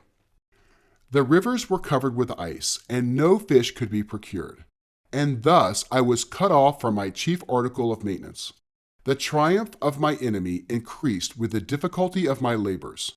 One inscription that he left was in these words: "Prepare, your toils only begin.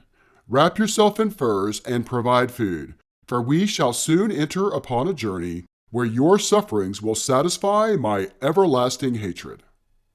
My courage and perseverance were invigorated by these scoffing words. I resolved not to fail in my purpose, and calling on heaven to support me, I continued with unabated fervor to traverse immense deserts, until the ocean appeared at a distance and formed the utmost boundary of the horizon. Oh, how unlike it was to the blue seasons of the south! Covered with ice, it was only to be distinguished from land by its superior wildness and ruggedness. The Greeks wept for joy when they beheld the Mediterranean from the hills of Asia, and hailed with rapture the boundary of their toils. I did not weep, but I knelt down, and with a full heart thanked my guiding spirit for conducting me in safety to the place where I hoped, notwithstanding my adversary's gibe, to meet and grapple with him. Some weeks before this period, I had procured a sledge and dogs, and thus traversed the snows with inconceivable speed. I know not whether the fiend possessed the same advantages, but I found that, as before, I had daily lost ground in the pursuit. I now gained on him, so much so that when I first saw the ocean, he was but 1 day's journey in advance, and I hoped to intercept him before he should reach the beach.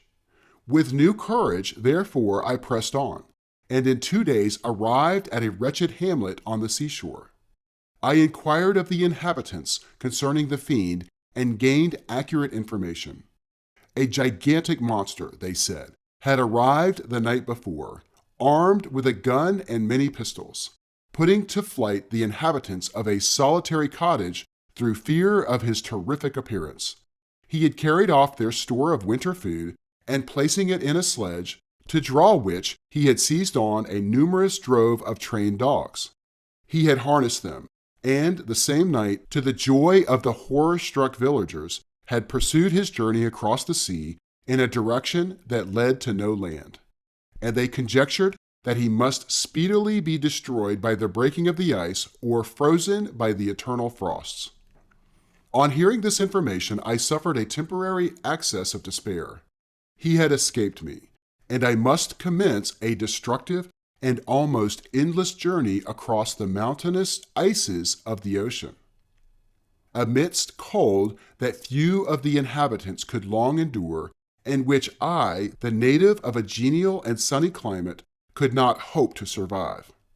Yet at the idea that the fiend should live and be triumphant, my rage and vengeance returned, and like a mighty tide, overwhelmed every other feeling.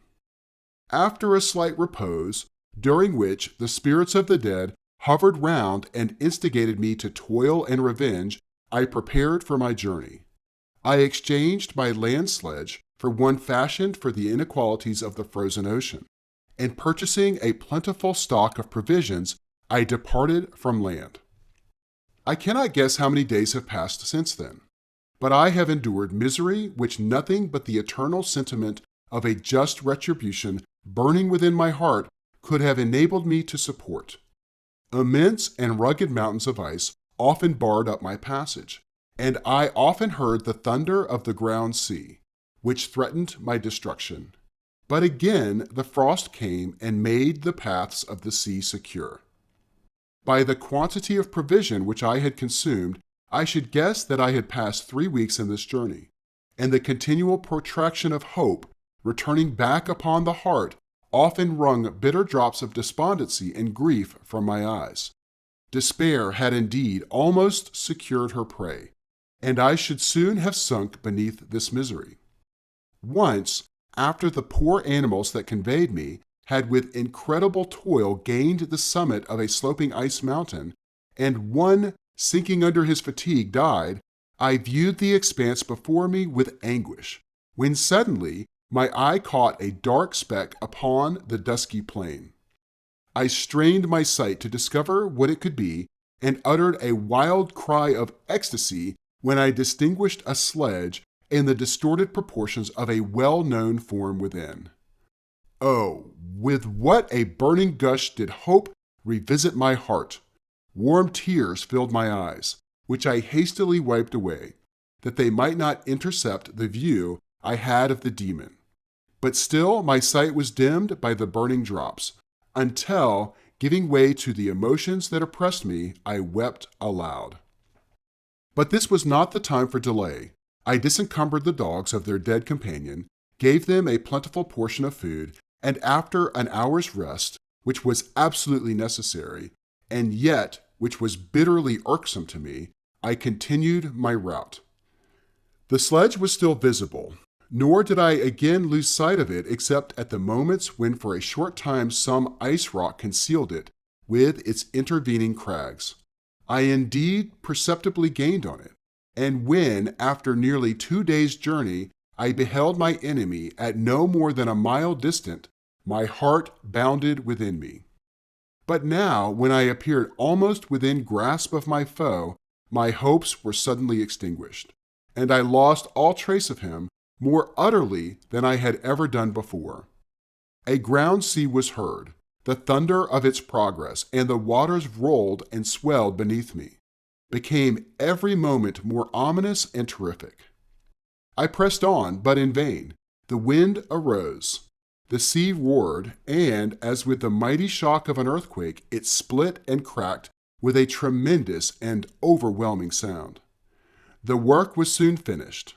In a few minutes, a tumultuous sea rolled beneath me and my enemy, and I was left drifting on a scattered piece of ice that was continually lessening and thus preparing for me a hideous death. In this manner, many appalling hours passed. Several of my dogs died, and I myself was about to sink under the accumulation of distress when I saw your vessel riding at anchor and holding forth to me hopes of succor and life. I had no conception that vessels ever came so far north, and was astounded at the sight. I quickly destroyed part of my sledge to construct oars, and by these means was enabled, with infinite fatigue, to move my ice raft in the direction of your ship. I had determined, if you were going southwards, still to trust myself to the mercy of the seas rather than abandon my purpose. I hoped to induce you to grant me a boat with which I could pursue my enemy. But your direction was northwards. You took me on board when my vigor was exhausted, and I should soon have sunk under my multiplied hardships into a death which I still dread, for my task is unfulfilled. Oh, when will my guiding spirit, in conducting me to the demon, allow me the rest I so much desire? Or must I die, and he yet live? If I do, swear to me, Walton, that he shall not escape, that you will seek him and satisfy my vengeance in his death. And do I dare to ask of you to undertake my pilgrimage, to endure the hardships that I have undergone? No, I am not so selfish.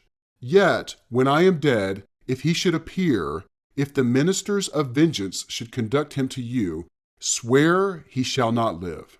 Swear that he shall not triumph over my accumulated woes and survive to add to the list of his dark crimes. He is eloquent and persuasive, and once his words had even power over my heart. But trust him not. His soul is as hellish as his form, full of treachery and fiend-like malice.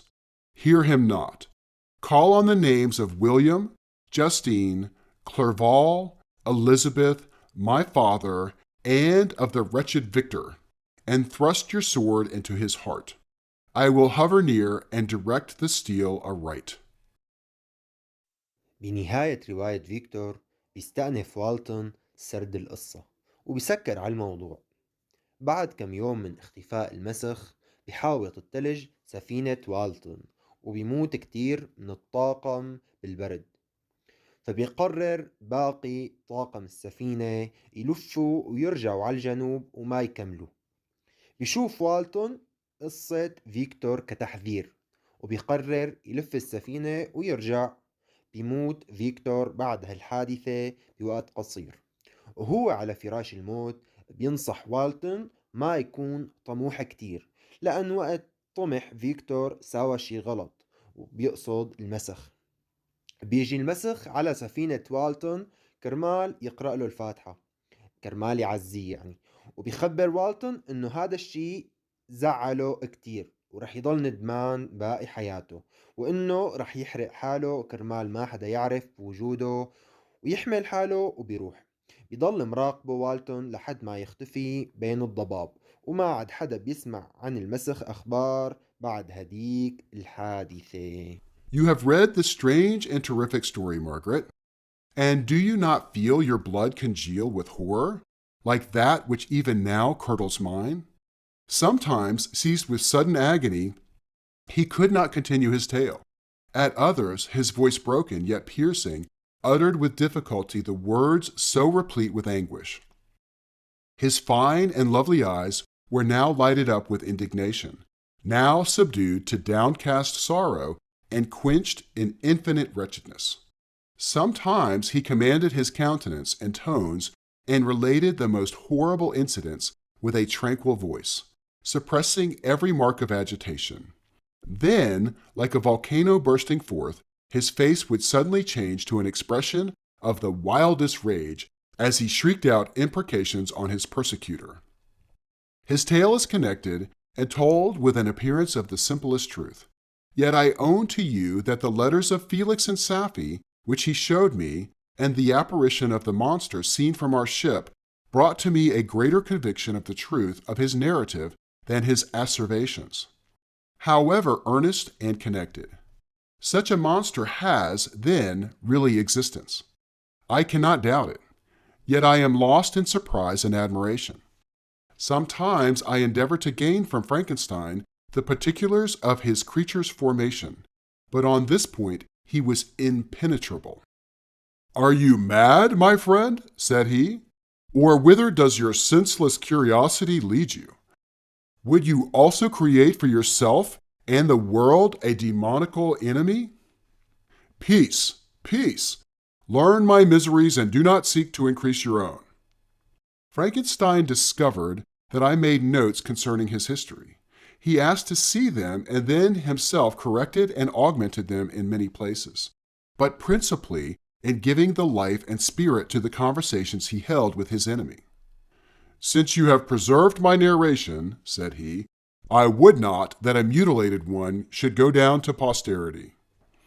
Thus has a week passed away, while I have listened to the strangest tale that ever imagination formed.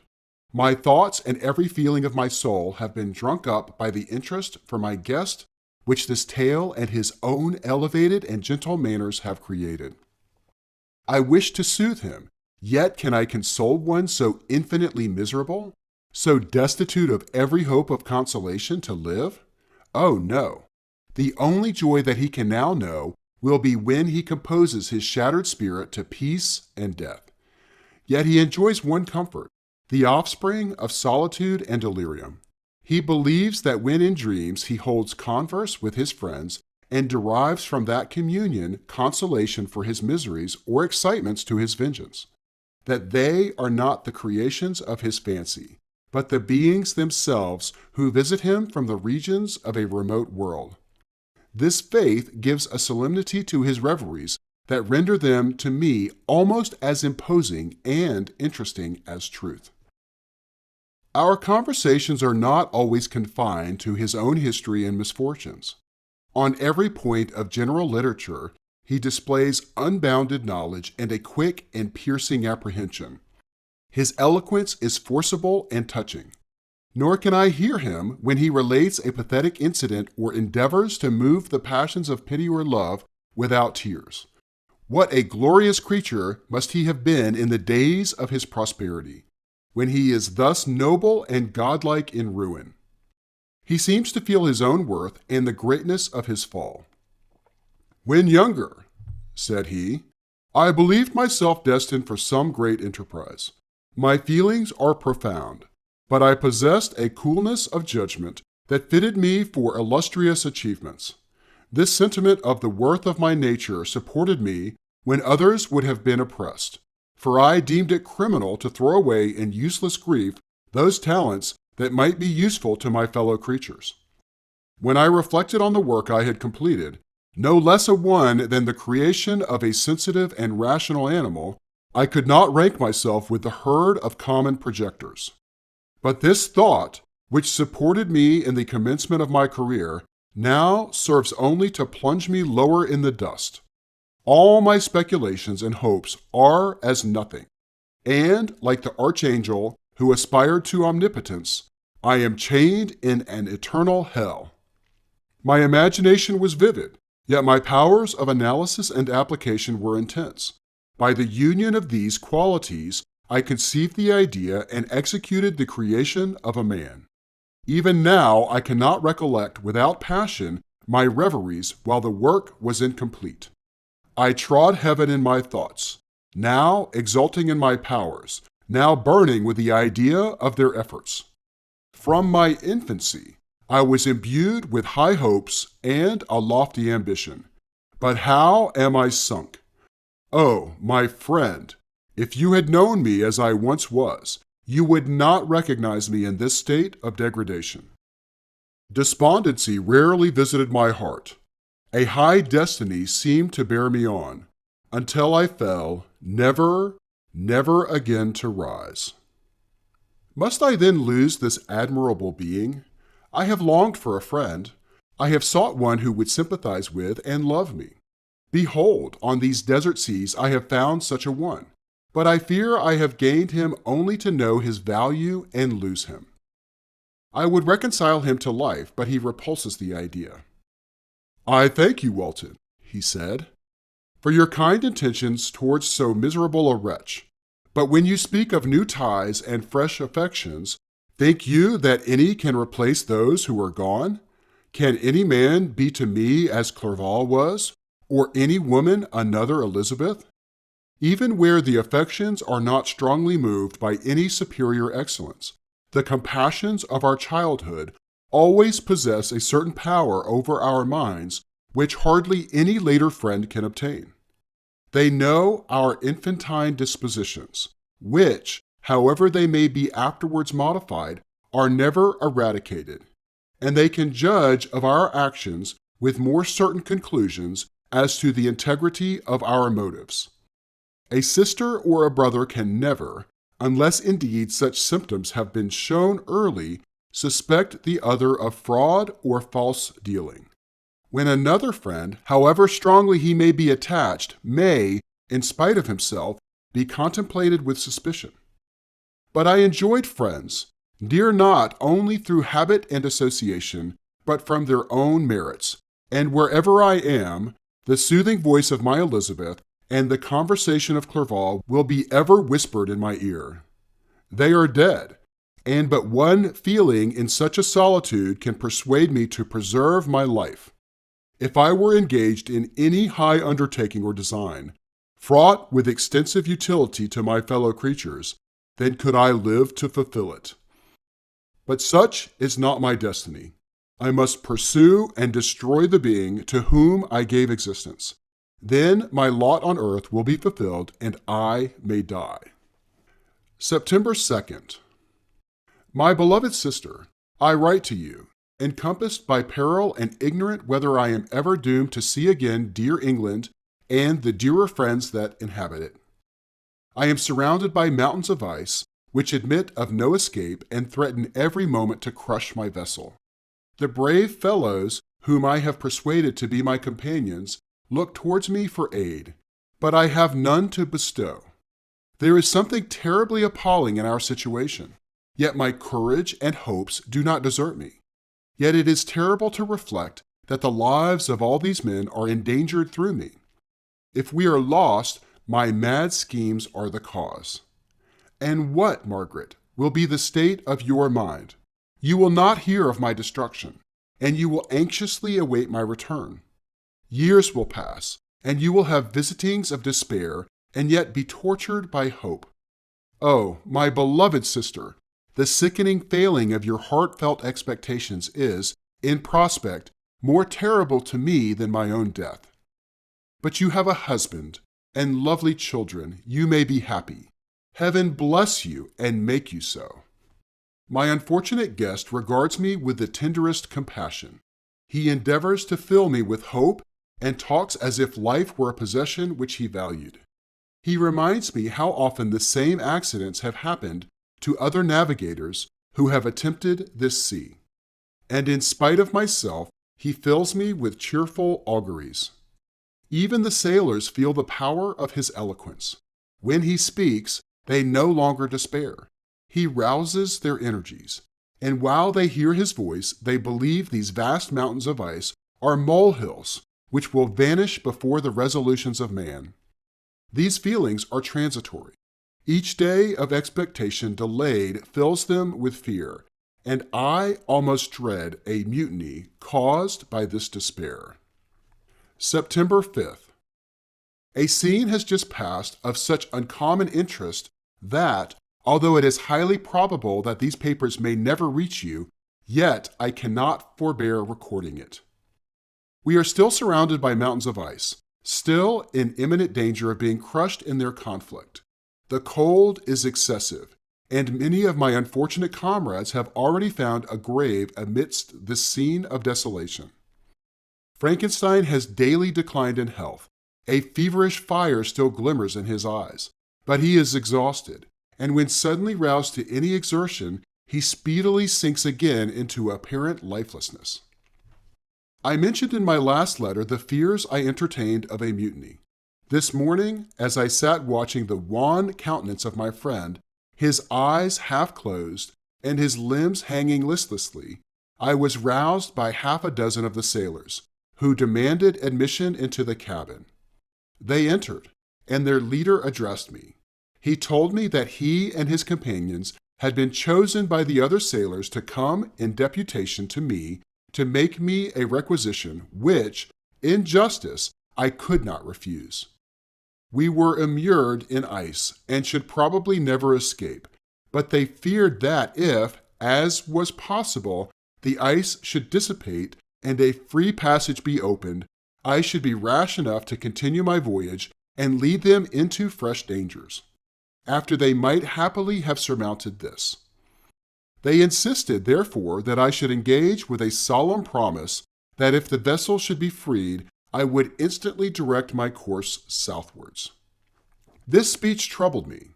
I had not despaired, nor had I yet conceived the idea of returning if set free. Yet could I, in justice, or even in possibility, refuse this demand? I hesitated before I answered, when Frankenstein, who had at first been silent, and indeed appeared hardly to have force enough to attend, now roused himself. His eyes sparkled, and his cheeks flushed with momentary vigor. Turning towards the men, he said, "What do you mean? What do you demand of your captain? Are you then so easily turned from your design? Did you not call this a glorious expedition? And wherefore was it glorious? Not because the way was smooth and placid as a southern sea, but because it was full of dangers and terror. Because at every new incident your fortitude was to be called forth and your courage exhibited. Because danger and death surrounded it. And these you were to brave and overcome. For this was it an honorable undertaking. You were hereafter to be hailed as the benefactors of your species, your names adorned as belonging to brave men who encountered death for honor and the benefit of mankind. And now, behold, with the first imagination of danger, or, if you will, the first mighty and terrific trial of your courage, you shrink away and are content to be handed down as men who had not strength enough to endure cold and peril. And so, poor souls, that they were chilly and returned to their warm firesides. Why, that requires not this preparation. Ye not have come thus far and dragged your captain to the shame of a defeat merely to prove yourselves cowards. Oh, be men, or be more than men. Be steady to your purposes and firm as a rock. This ice is not made of such stuff as your hearts may be. It is mutable and cannot withstand you if you say that it shall not. Do not return to your families with the stigma of disgrace marked on your brows. Return as heroes who have fought and conquered, and who know not what it is to turn their backs on the foe. He spoke this with a voice so modulated to the different feelings expressed in his speech, with an eye so full of lofty design and heroism, that you can wonder that these men were moved. They looked at one another and were unable to reply. I spoke. I told them to retire and consider of what had been said. That I would not lead them farther north if they strenuously desired the contrary, but that I hoped that, with reflection, their courage would return. They retired, and I turned towards my friend, but he was sunk in languor and almost deprived of life.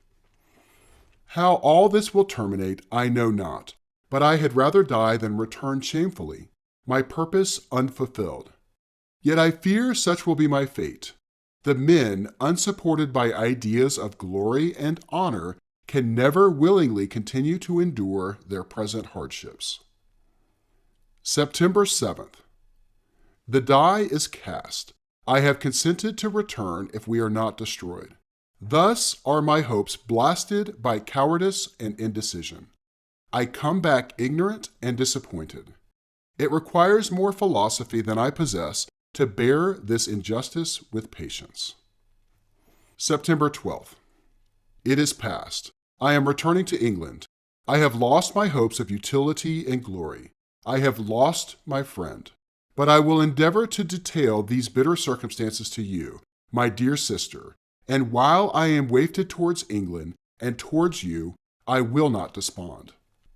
September 9th, the ice began to move, and roarings like thunder were heard at a distance as the island split and cracked in every direction. We were in the most imminent peril, but as we could only remain passive, my chief attention was occupied by my unfortunate guest, whose illness increased in such a degree that he was entirely confined to his bed. The ice cracked beneath us and was driven with force towards the north.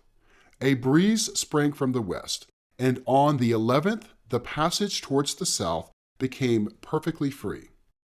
When the sailors saw this, and that their return to their native country was apparently assured, a shout of tumultuous joy broke from them, loud and long continued. Frankenstein, who was dozing, awoke and asked the cause of the tumult. "They shout," I said, "because they will soon return to England." "Do you, then, really return?" "Alas, yes. I cannot withstand their demands. I cannot lead them unwillingly to danger, and I must return." "Do so, if you will, but I will not. You may give up your purpose, but mine is assigned to me by heaven, and I dare not. I am weak, but surely the spirits who assist my vengeance will endow me with sufficient strength." Saying this, he endeavored to spring from the bed, but the exertion was too great for him. He fell back and fainted. It was long before he was restored, and I often thought that life was entirely extinct. At length he opened his eyes. He breathed with difficulty and was unable to speak. The surgeon gave him a composing draught and ordered us to leave him undisturbed. In the meantime, he told me that my friend had certainly not many hours to live. His sentence was pronounced, and I could only grieve and be patient. I sat by his bed, watching him. His eyes were closed, and I thought he slept. But presently he called to me in a feeble voice, and bidding me come near, said, Alas, the strength I relied on is gone. I feel that I shall soon die, and he, my enemy and persecutor, may still be in being. Think not, Walton, that in the last moments of my existence I feel that burning hatred and ardent desire of revenge I once expressed. But I feel myself justified in desiring the death of my adversary. During these last days, I have been occupied in examining my past conduct. Nor do I find it blamable. In a fit of enthusiastic madness, I created a rational creature and was bound towards him to assure, as far as was in my power, his happiness and well-being. This was my duty, but there was another still paramount to that. My duties towards the beings of my own species had greater claims to my attention because they included a greater proportion of happiness or misery. Urged by this view, I refused, and I did right in refusing, to create a companion for the first creature. He showed unparalleled malignity and selfishness and evil. He destroyed my friends. He devoted to destruction beings who possessed exquisite sensations, happiness, and wisdom. Nor do I know where this thirst for vengeance may end. Miserable himself that he may render no other wretched, he ought to die. The task of his destruction was mine, but I have failed. When actuated by selfish and vicious motives, I asked you to undertake my unfinished work. And I renew this request now, when I am only induced by reason and virtue. Yet I cannot ask you to renounce your country and friends to fulfill this task, and now that you are returning to England, you will have little chance of meeting with him. But the consideration of these points, and the well-balancing of what you may esteem your duties, I leave to you. My judgment and ideas are already disturbed by the near approach of death. I dare not ask you to do what I think right, for I may still be misled by passion. That he should live to be an instrument of mischief disturbs me. In other respects, this hour, when I momentarily expect my release, is the only happy one which I have enjoyed for several years. The forms of the beloved dead flit before me, and I hasten to their arms. Farewell, Walton. Seek happiness in tranquility and avoid ambition, even if it be only the apparently innocent one of distinguishing yourself in science and discoveries. Yet why do I say this? I have myself been blasted in these hopes, yet another may succeed. His voice became fainter as he spoke, and at length, exhausted by his effort, he sank into silence. About half an hour afterwards he attempted again to speak, but was unable. He pressed my hand feebly, and his eyes closed forever, while the irradiation of a gentle smile passed away from his lips. Margaret, what comment can I make on the untimely extinction of this glorious spirit? What can I say that will enable you to understand the depth of my sorrow?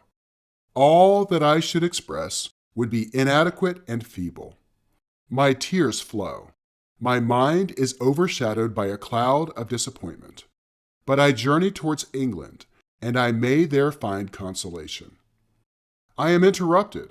What do these sounds portend? It is midnight. The breeze blows fairly, and the watch on deck scarcely stir. Again, there is a sound as of a human voice, but hoarser. It comes from the cabin where the remains of Frankenstein still lie. I must arise and examine. Good night, my sister. Great God! What a scene has just taken place. I am yet dizzy with the remembrance of it. I hardly know whether I shall have the power to detail it.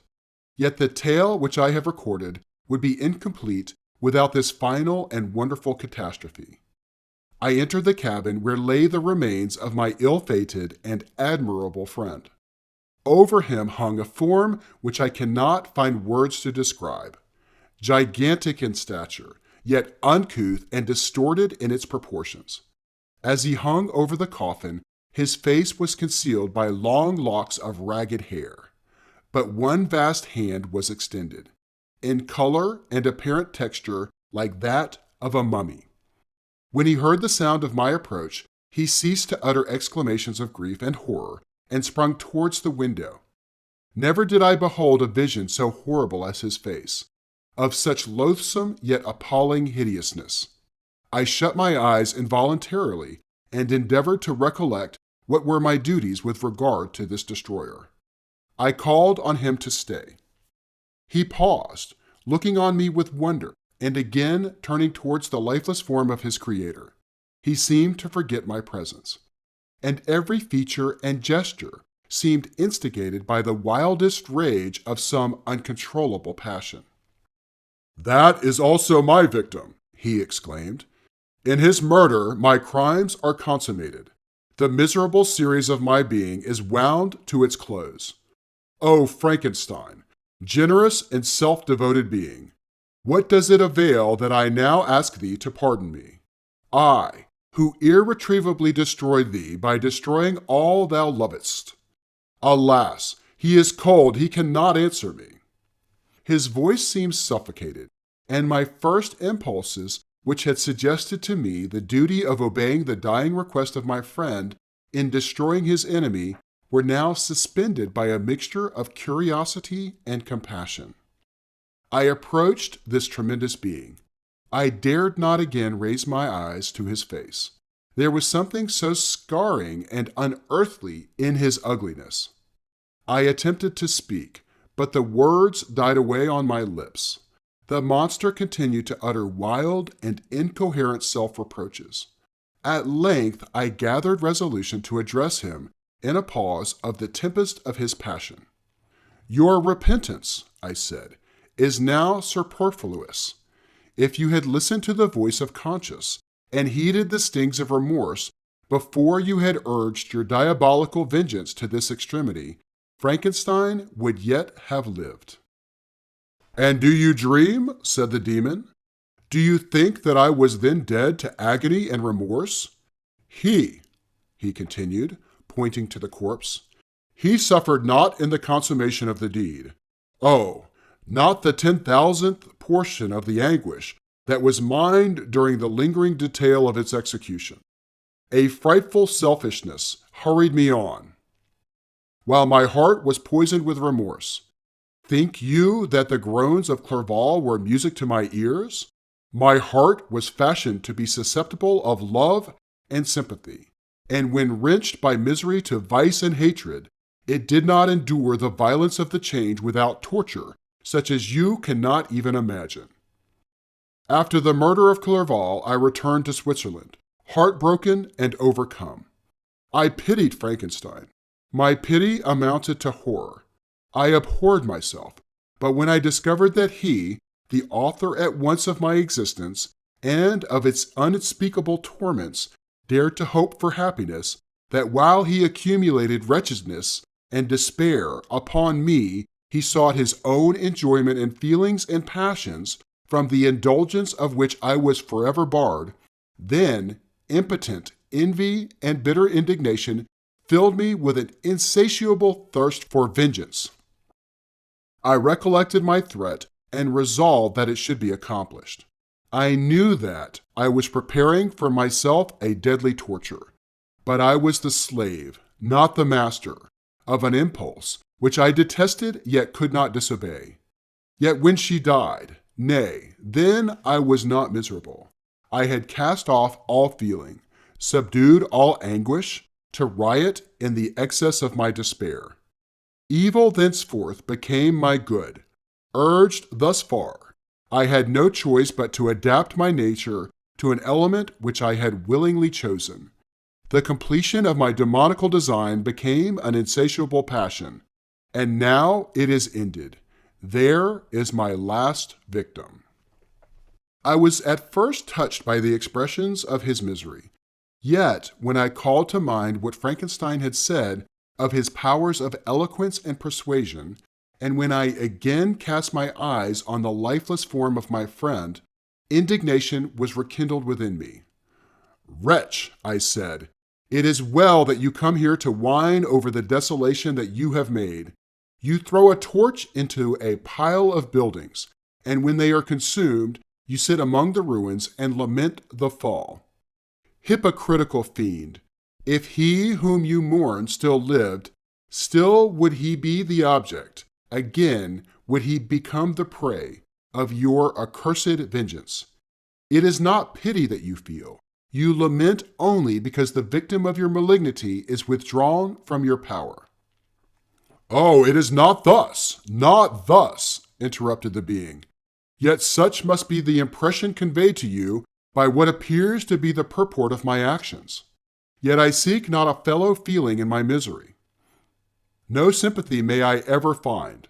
When I first sought it, it was the love of virtue, the feelings of happiness and affection with which my whole being overflowed, that I wished to be participated. But now that virtue has become to me a shadow, and that happiness and affection are turned into bitter and loathing despair, and what should I seek for sympathy? I am content to suffer alone, while my sufferings shall endure. When I die, I am well satisfied that abhorrence and opprobrium should load my memory. Once my fancy was soothed with dreams of virtue, of fame, and of enjoyment. Once I falsely hoped to meet with beings who, pardoning my outward form, would love me for the excellent qualities which I was capable of unfolding. I was nourished with high thoughts of honor and devotion. But now, crime has degraded me beneath the meanest animal. No guilt, no mischief, no malignity, no misery can be found comparable to mine. When I run over the frightful catalogue of my sins, I cannot believe that I am the same creature whose thoughts were once filled with sublime and transcendent visions of beauty and the majesty of goodness. But it is even so. The fallen angel becomes a malignant devil. Yet even that enemy of God and man had friends and associates in his desolation. I am alone. You, who call Frankenstein your friend, seem to have a knowledge of my crimes and his misfortunes. But in the detail which he gave you of them, he could not sum up the hours and months of misery which I endured, wasting in impotent passions. For while I destroyed his hopes, I did not satisfy my own desires. They were forever ardent and craving. Still, I desired love and fellowship, and I was still spurned. Was there no injustice in this? Am I to be thought the only criminal, when all humankind sinned against me? Why do you not hate Felix, who drove his friend from his door with contumely? Why do you not execrate the rustic who sought to destroy the Savior of his child? Nay, these are virtuous and immaculate beings. I, the miserable and the abandoned, am an abortion, to be spurned at and kicked and trampled on. Even now my blood boils at the recollection of this injustice. But it is true that I am a wretch. I have murdered the lovely and the helpless. I have strangled the innocent as they slept and grasped to death his throat, who never injured me or any other living being. I have devoted my Creator, the select specimen of all that is worthy of love and admiration among men, to misery. I have pursued him even to that irremediable ruin. There he lies, white and cold in death. You hate me, but your abhorrence cannot equal that which I regard myself. I look on the hands which executed the deed. I think on the heart in which the imagination of it was conceived, and long for the moment when these hands will meet my eyes, when that imagination will haunt my thoughts no more. Fear not that I shall be the instrument of future mischief. My work is nearly complete. Neither yours nor any man's death is needed to consummate the series of my being and accomplish that which must be done. But it requires my own. Do not think that I shall be slow to perform this sacrifice. I shall quit your vessel on the ice raft which brought me thither, and shall seek the most northern extremity of the globe. I shall collect my funeral pile and consume to ashes this miserable frame. That it remains may afford no light to any curious and unhallowed wretch who would create such another as I have been. I shall die. I shall no longer feel the agonies which now consume me, or be the prey of feelings unsatisfied, yet unquenched. He is dead who called me into being, and when I shall be no more, the very remembrance of us both will speedily vanish. I shall no longer see the sun or stars, or feel the winds play on my cheeks. Light, feeling, and sense will pass away, and in this condition must I find my happiness. Some years ago, when the images which this world affords first opened upon me, when I felt the cheering warmth of summer, and heard the rustling of the leaves and the warbling of the birds, and these were all to me, I should have wept to die. Now it is my only consolation, polluted by crimes and torn by the bitterest remorse. Where can I find rest but in death? Farewell, I leave you, and in you the last of humankind, whom these eyes will ever behold. Farewell, Frankenstein. If thou wert yet alive, and yet cherished a desire of revenge against me, it would be better satiated in my life than in my destruction. But it was not so. Thou didst seek my extinction, that I might not cause greater wretchedness.